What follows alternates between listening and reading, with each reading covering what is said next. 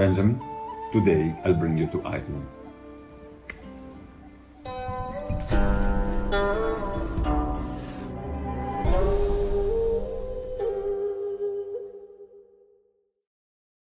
This is nannuoshan.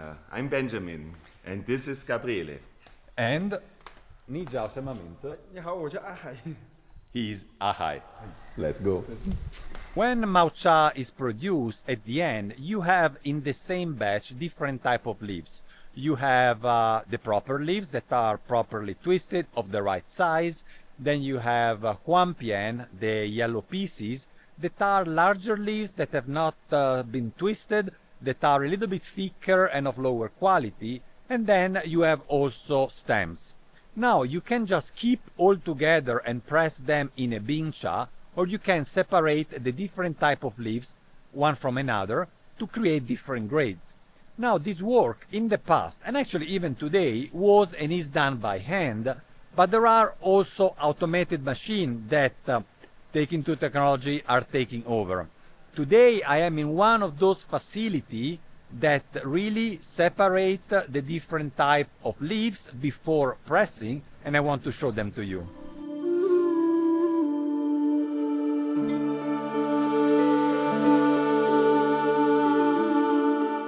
What do you see here is the matcha ready to be processed.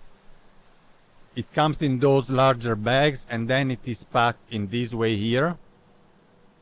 Here you see that you have different type of qualities. You have the huampian. Here you see some of them. One. You see why they are called also huampian, because most of the time, not always, they have a kind of yellow color. And then there are also stems like this one here.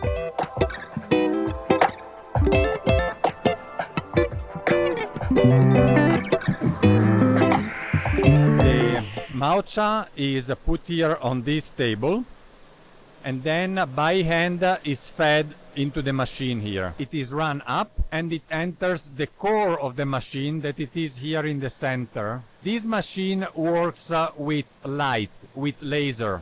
So basically just with cameras and lasers the different type of leaves are distinguished and they are then separated. What comes out from this machine is fed actually into the second machine here. The two machines are actually identical. There is no difference between them besides the size. The reason why they are doing this process twice is because out of the first machine the quality is not yet where it should, and so it comes here in the second machine. Out of the second machine you see that we have different output, if you want. One is here.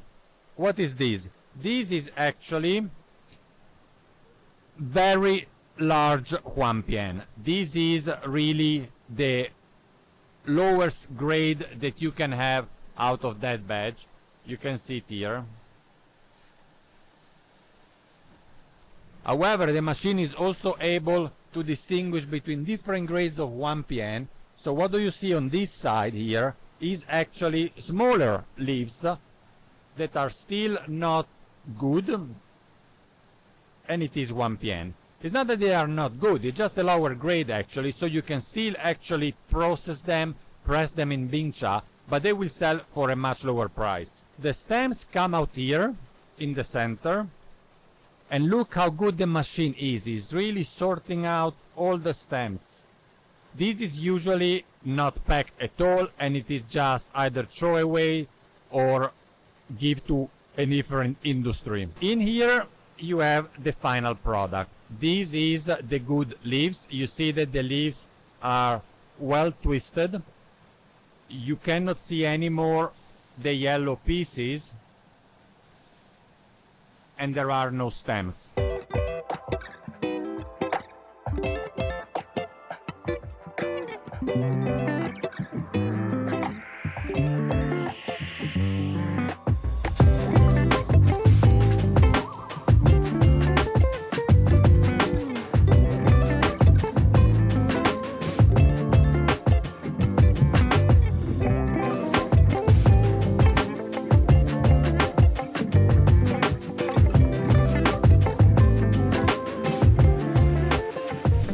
start with some lexicon. Bingdao. Bing, first stone. Bing means ice, and Dao, third tone, means island. So Bingdao is the ice island or Iceland.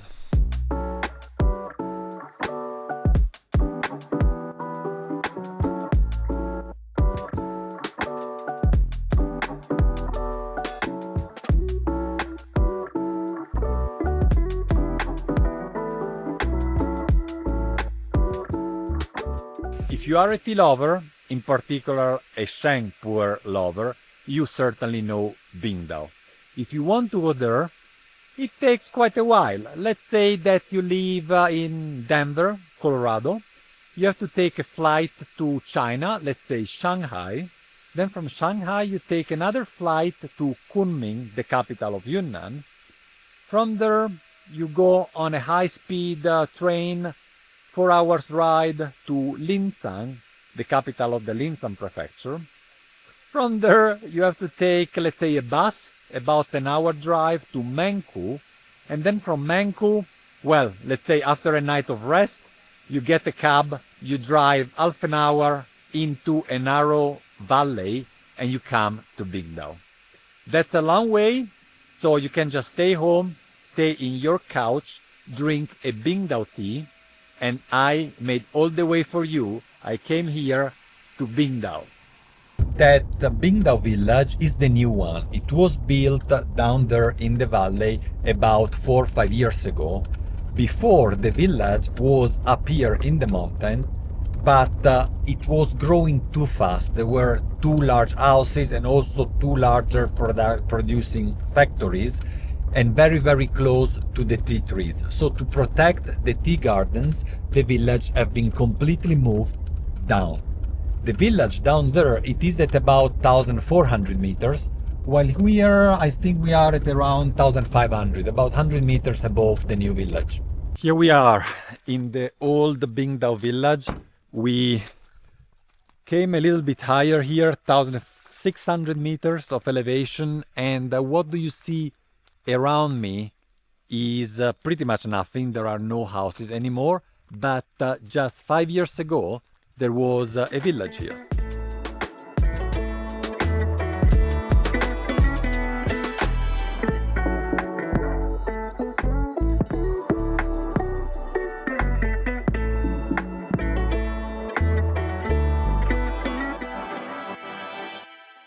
We are here really in the heart of Bingdao. You see these very old trees. They are massive.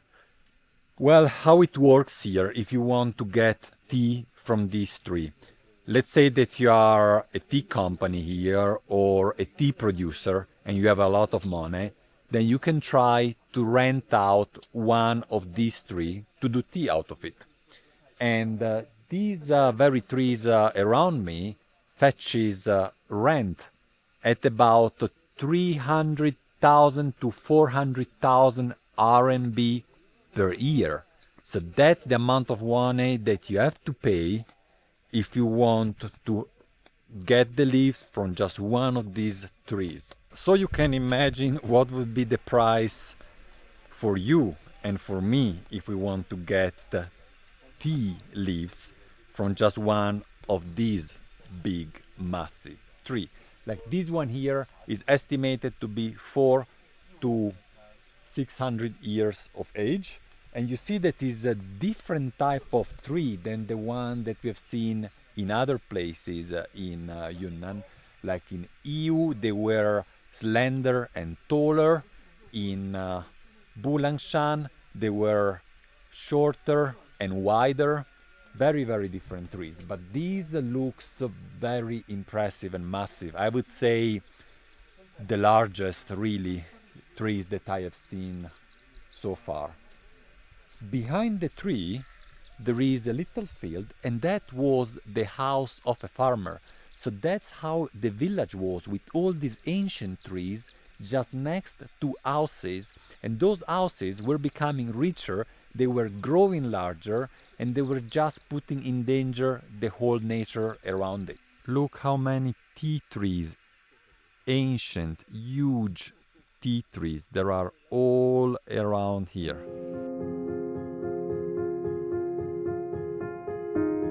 And of course, as demand was growing, they started planting also younger trees like these years. This little grove is, or actually garden, is about 15 years old. This is certainly not Guushu, but it really depends on the producer and on the vendor whether they pretend selling you some Guushu from Bingdao or not. And it is still fetching really high price. So it's kind of a question, right? Do you want authentic Bingdao tree? Here it is. It is actually 10 to 20 years old, so definitely not Guushu, but it comes from the real place. Or for the same price, you want a 300-400 years old Guushu, still from the Menku area, but maybe just from another valley, another place where prices are much lower and you get really real Guushu for the same price.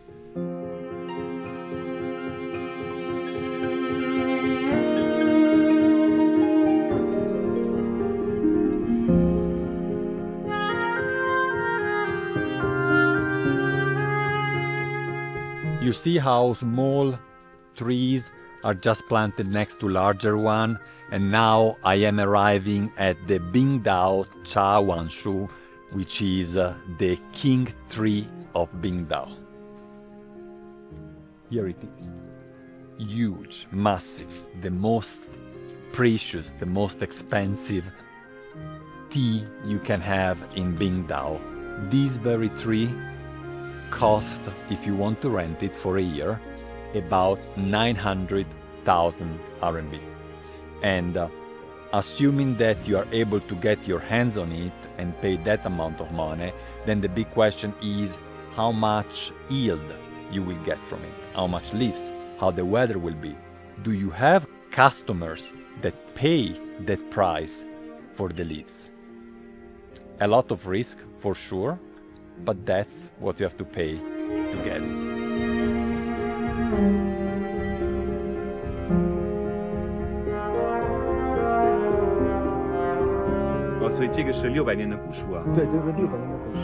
What Ahai was actually explaining to Benjamin is that this Guushu tree sells for 10,000 RMB or even more than that. This means that the fresh leaves out of this tree sell for more than 10,000 RMB. The little tree here that also come from seed, it grows from seed, fetches much lower price, 200 RMB for about 1 kilo of leaves. You can see the massive difference between the two, and he was saying that if you put the two leaves together just here on the ground, you cannot tell the difference between the two of them. Now, I know some of you pretend or are convinced, whatever you want, that it's very easy, that you can always tell whether some leaves are Guushu, some other are not. Everyone has, his own opinion. Ahai was born here. He grew up here. He has been here for 40 years. And according to his personal opinion and what he has experienced himself, it's just impossible to tell the leaves of that tree and the leaves of that one apart from each other. Bingdao is not the only village growing tea in this valley. It is the most famous one. There are actually 5 villages in total, Bingdao Ujai, which means Bingdao 5 villages. The one that we see there, just to my right, is Bawai. Then farther down, it's a bit difficult to see, but it's actually up there behind those trees on the opposite side of the valley. This is Nuo, and that side is actually Dongmian. Dongmian means east side, if you want. That's the east side of the valley. Where I am right now, this is Shimian. Shimian means west side of the valley. On this side, there is Bingdao, which is actually pretty much in between the two because it's the end of the valley. And then there is Nanpo, that is not too far. It's a little bit farther up, just behind there. And then behind me, farther down, not too far from me, there is Dijie. Now, these 5 villages do not have the same reputation, the same fame. Of course, the most famous is Bingdao, but also the other 4 can somehow be, if you want, listed in order of importance that should be related also with the quality of the tea. Who knows? After Bingdao, the second one is Nanpo, and after it comes Dijie. Both these two are on the west side of the valley. Then comes Bawai, which is just here opposite of me, and then Nuo, which is farther down. It is on the east side and also is the village farther down. So in terms of altitude, the most far away of the 4 from Bingdao. I told you before that the whole village has been destroyed and moved farther down the valley. Well, that's almost true. There is just one house that was left standing because this is the only house that wasn't modernized in the village. All the others were transformed, modernized, and large just thanks to the money that came this way from you guys.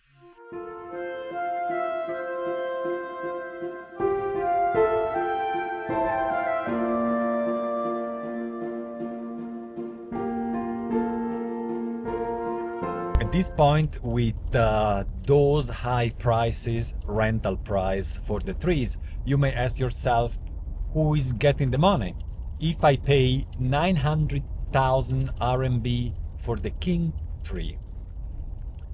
Well, I'll give you a couple of seconds to make your guess and then I'll tell you.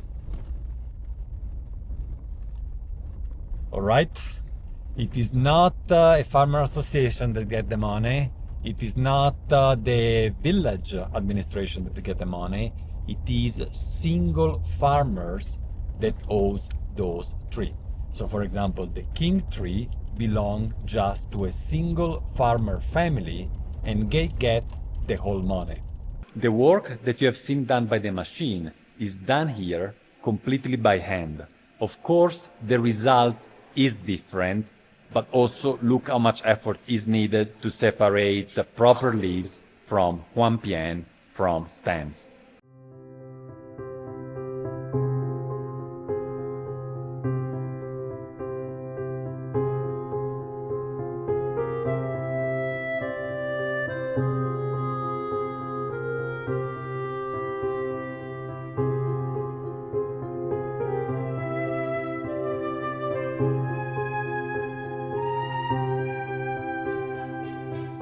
Now we are driving up to the DJ Laojai. It is substantially higher than Bingdao Laojai. We are at almost 1,900 meters. So here the farmers decided themselves to move farther down the valley, and they have created a new village like 200-300 meters farther down, just because coming up here it's quite tough. While in Bingdao it was an administrative decision to move the whole village altogether farther down.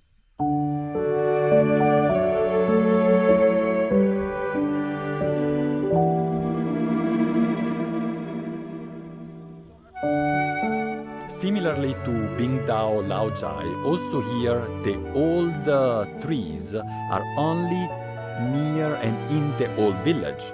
Outside of the village, in the forest and in the fields around it, there are no old trees. And the reason is that the people living here were planting those trees generation and generation ago for their usage. So you don't find those trees elsewhere. The number of old Guushu is very, very limited to the old villages. Now we are going to the tea gardens in Nu Laoi. A little bit of climbing.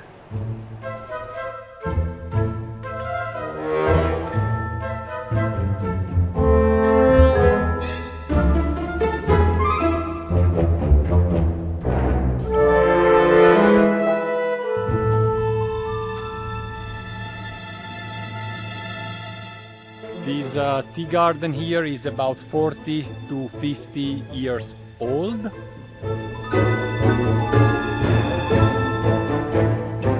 This is the oldest tree of the garden here. It's about 5 meters tall. It's really difficult to show it to the camera. Think about how many steps the leaves from Bingdao have to do to go from the trees to your Gaiwan. The first step is at the farmer. They own the tea garden. Then from there are producers, local producer, that rent the tea trees, paying a yearly rent. The next step is factories usually. Those trees are sometimes directly sold by the producer, but most of the time those producers that owns the factory have a connection with one or two big factories. Those big factories then have contact with Chinese customers, that could be other types of vendors, and then those vendors are in contact with shops like nannuoshan and other shops that have direct access to the European and American customers. I've lost how many steps there are in between, but have you seen there are many, and every step means a price increase. This garden here belongs to Ahai. There are no farmers, no other producers, no other big factories in between. He bought the garden, he's not renting it. It is about 10 mu, 80 by 80 meters, something like that, 250 times 250 feet. And yes, the trees are not Guushu, they are, as we said, 40 to 50 years old, but nonetheless, it's the right terroir, the right climate, the Bingdao environment, and you can get it for a relatively affordable price. We arrive in Nu Laoi, the old village of Nu Laoi. The new village is down next to the river, and here we are at about 1,700 meters. There are fewer Guushu trees. You see them down here, just a few of them, and that's the old village here.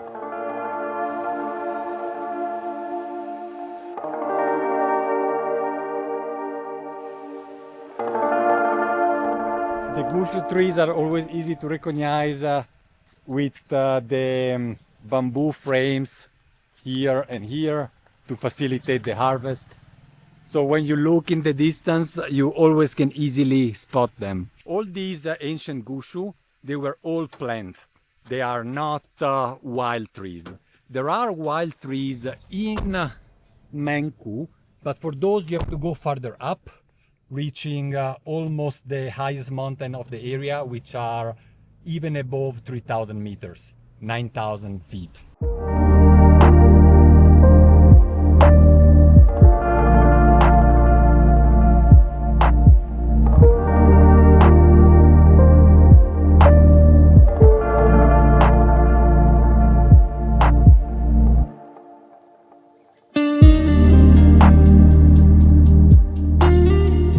After having seen all these fancy and expensive tea places, and having seen also that the mountains here are pretty wide, you might have asked yourself, and certainly I asked myself, are there here other tea places where there is Guushu that is not as expensive as the Bingdao Wujai, as the 5 villages of Bingdao?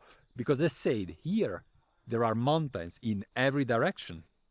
So that's the question I asked to Ahai, and here we are. We drove for about 45 minutes on a very bumpy road. It was so bumpy that I couldn't even turn on the camera. I had just to use all my hands and actually both feet to just hold in place on my seat. And here we are in Xiaoshui.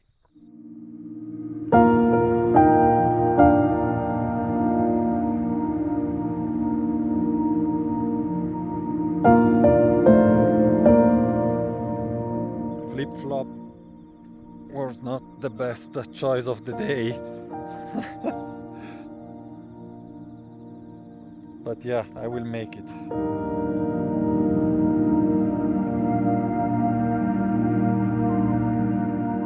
And I mean, look at here, these trees are pretty big. Just that one behind me is, I don't know, 6 meters tall.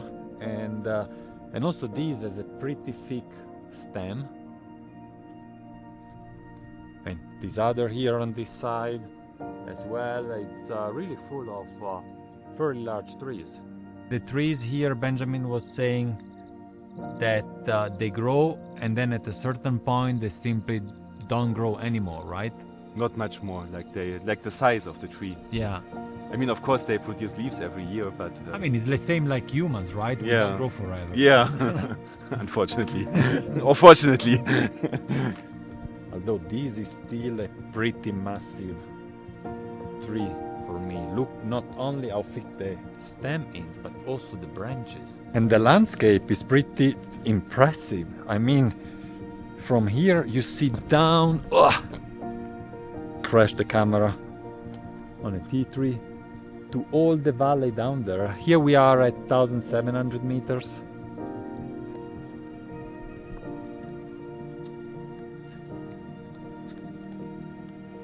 It's really full of big trees. The climate here is also fairly different than in the south of Yunnan. You see that here at 1,700 meters, you already have evergreen plants like this tree here.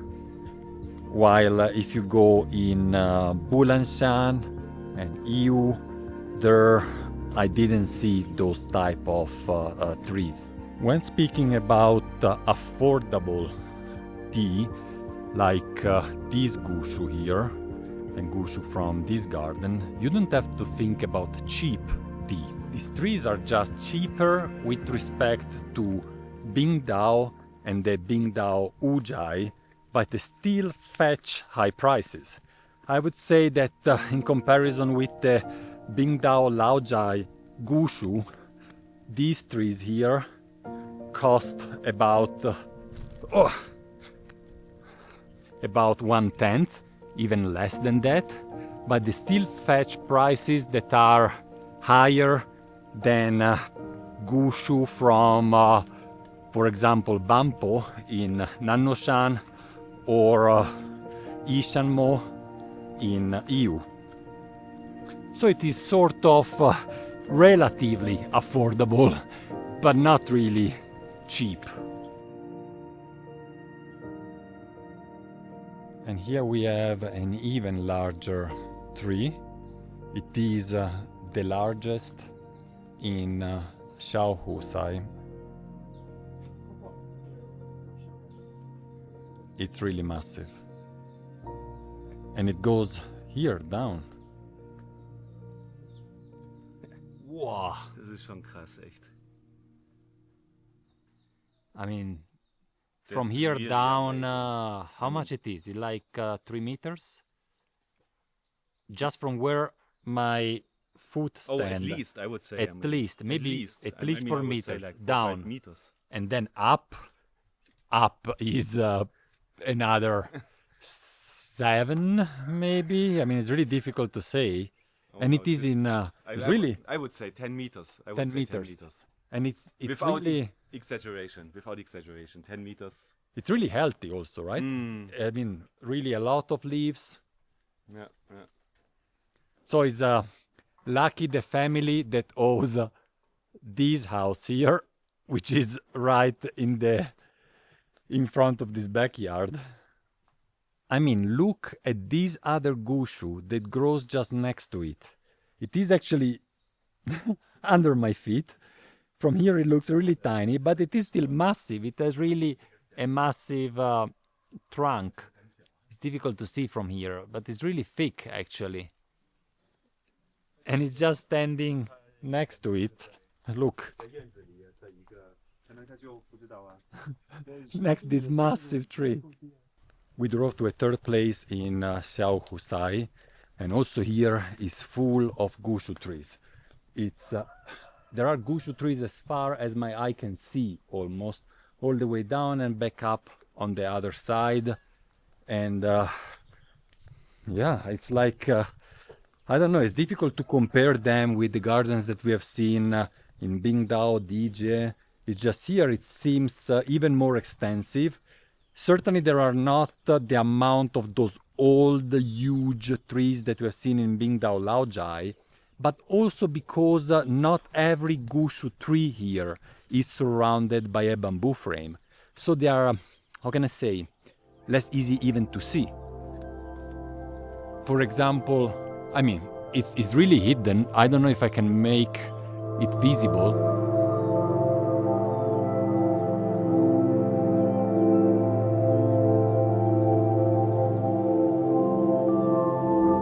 That's pretty massive, right? It's, I don't know, a 30 centimeter in diameter, the trunk, the stem. And it's just there. There is no frame, and is in a backyard of this house, and that's it. That very tree in Bingdao would have a throne, basically, would be surrounded by these huge bamboo frames.